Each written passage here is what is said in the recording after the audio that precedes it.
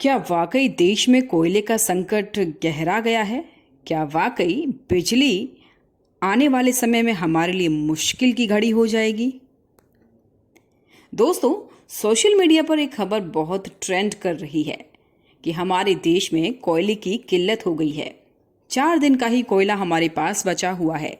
इस कोयले की कमी के कारण बिजली संकट खड़ा हो सकता है। इसी आशंका ने आम लोगों को चिंता में डाल दिया है। दिवाली का त्योहार आने वाला है और ऐसे में भारत में बिजली के संकट का खतरा मंडराने लगा है।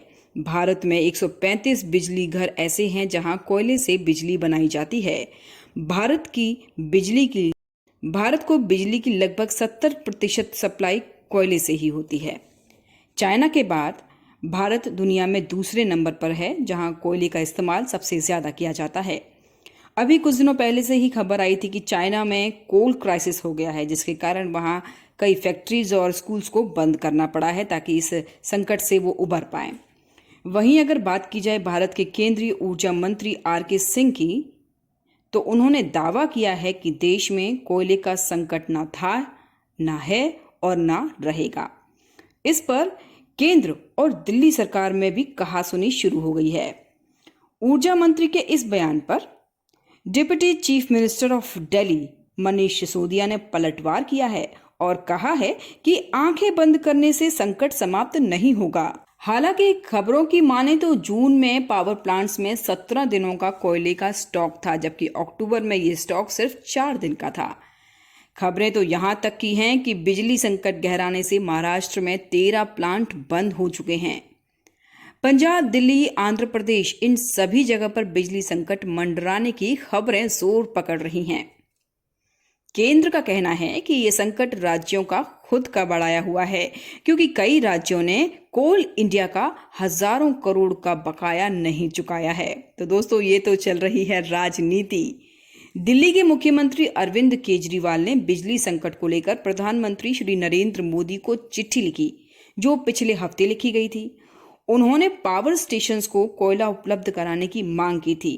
पंजाब सरकार ने भी यही कहा कि डिमांड से आधा कोयला मुहैया कराया जा रहा है, जबकि सरकारी बिजली कंपनी एनटीपीसी ने ट्वीट करके ये ग्राफ दिखाया, जिसमें ये बताया गया है कि कंपनी दिल्ली को जितनी बिजली दे रही है उसमें से सिर्फ 70% बिजली का ही इस्तेमाल हो रहा है। एनटीपीसी ने यह भी दावा किया कि दिल्ली को जितनी बिजली की जरूरत है उतनी बिजली सप्लाई भी की जा रही है। तो दोस्तों, ये तो थी बात राजनीति की। अब इसमें कितनी सच्चाई है और कितना झूठ है, ये तो कुछ समय पर सामने आ ही जाएगा। लेकिन अगर कोयला मंत्रालय की जो जानकारी उन्होंने दी है उस पर अगर बात करें, तो उनका सबसे पहला कारण जो है वो कोयला की क्राइसिस का ये है कि सितंबर महीने में कोयला खदानों के आसपास भारी बारिश की वजह से खदान से कोयला निकालने और सप्लाई करने की प्रक्रिया थोड़ी सी बाधित हो गई।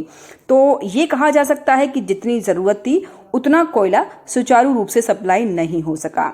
दूसरा कारण जो बताते हैं वो ये है कि पिछले कुछ दिनों में अंतर्राष्ट्रीय बाजार में कोयले की कीमत बढ़ गई है।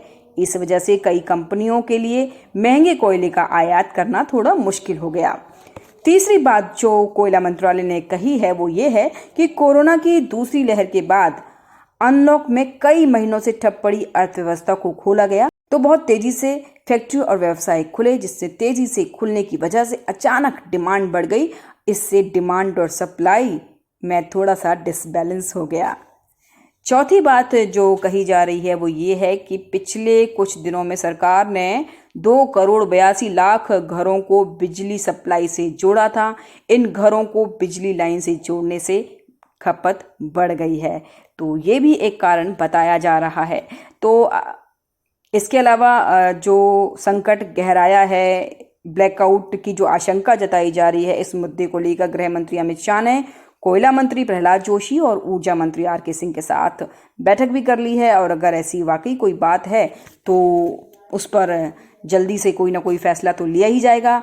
वरना दोस्तों, आप ये तो मान के ही चलिए कि अगर ये कोई अफवाह है तो आपको बिजली मिलती रहेगी, आपका मोबाइल चार्ज होता रहेगा। और वाकई अगर बिजली संकट गहराने वाला है तो आप ब्लैकआउट में चले जाएंगे और आपका मोबाइल चार्ज नहीं होगा।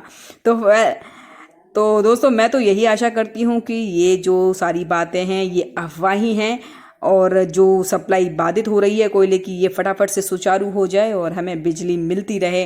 और वरना याद रखिए आपको सोलर पर डिपेंड तो होना ही पड़ेगा, क्योंकि कोयला आज नहीं तो कल ख़त्म तो होना ही है, लेकिन वो इस तरह से ख़त्म हो ये भी हम नहीं चाहते।